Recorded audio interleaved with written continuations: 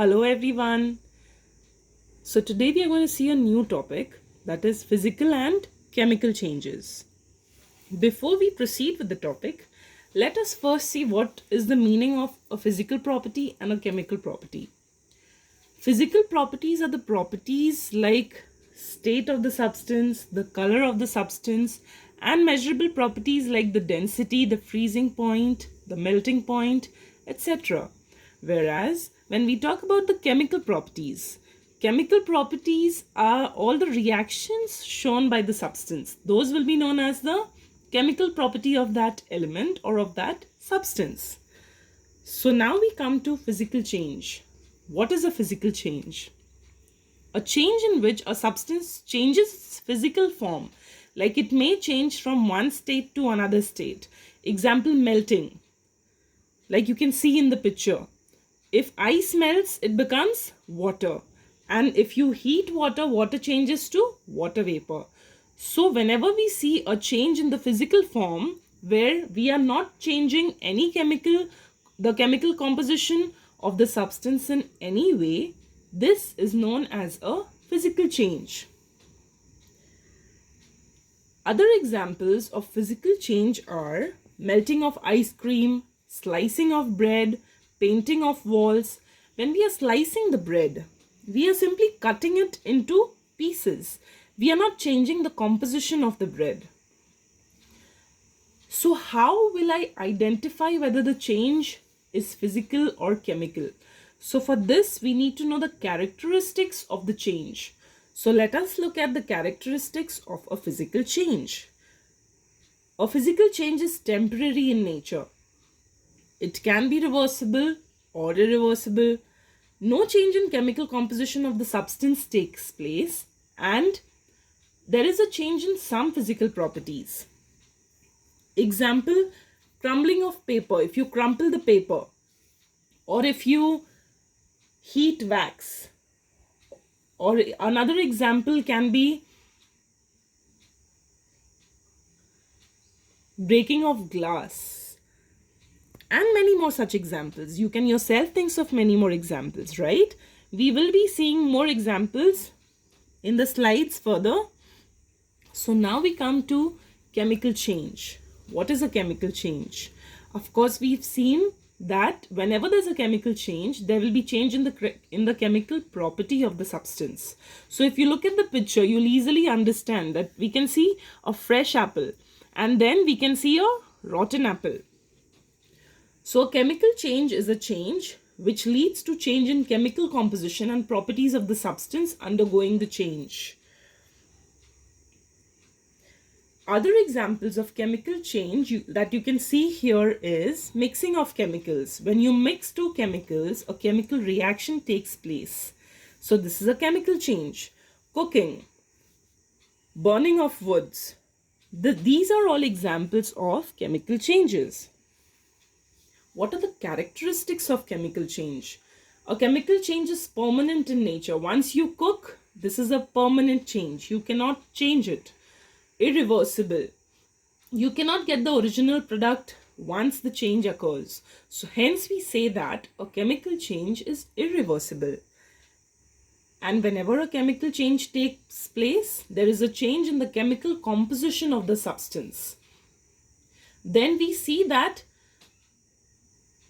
the properties of the final product formed is definitely going to be different from the properties of the original substance. So these are all characteristics of chemical change.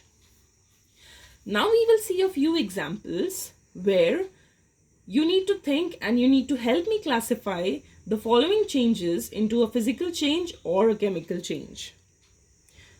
Remember that we are going to give reason on the basis of the characteristics in order to classify them as a physical change or a chemical change. So the first example that you can see is the breaking of a pencil. Is the initial product and the final product different? No. As the original product and the final product is the same,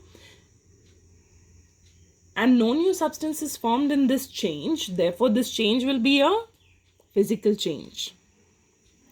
Look at the second example. It is spoiling of food. especially in summers. We see that food gets spoiled really fast. So, is this change a reversible change or an irreversible change? Is it permanent? Is it temporary? You need to think about the characteristics. So, when we look at this change, we see that the original substance and the final substance, it is different, and the change is irreversible as well as permanent, and a change is taking place in the chemical composition of the substance. So spoiling of food is a chemical change. Boiling of tea, what is happening in boiling of tea? The change is taking place in the state of the substance, right? So when we boil, it changes from liquid to gaseous state. So this is a physical change. Other examples that we can see over here are melting of ice. Melting of ice, again, the state is changing from solid to liquid. So this is a physical change. It is reversible as well. Remember this. Burning of wood. When we burn wood, the original product is wood, whereas the final product is ash. So we can see that a new substance is formed in this change. So burning of wood will be a chemical change. Sawing of lumber.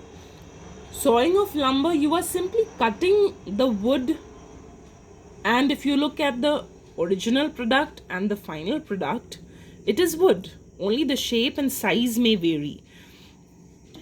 And this change is irreversible. So remember, though this is a physical change, it is an irreversible change. So physical change can be reversible or it may be irreversible. Now we have a few examples where we see both physical and chemical change at the same time. Let us see examples of these. Burning of candle. So when a candle burns, both physical and chemical changes are taking place. The physical change which is taking place here is when wax burns or when wax is heated, it changes its state from solid to liquid. This is physical state. And at the same time, in the burning of candle, we see that carbon dioxide and water vapor is released. So what is happening is there's a change in the chemical composition, because once this releases, you cannot get it back. So this is a chemical change. Another example which I can give you for a change where you see both physical and chemical change at the same time is digestion of food.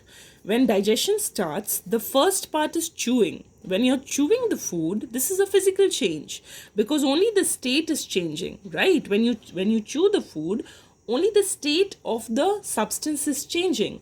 But once the process of digestion starts, it's a chemical change because it is being broken down into simpler and simpler substances as it moves further.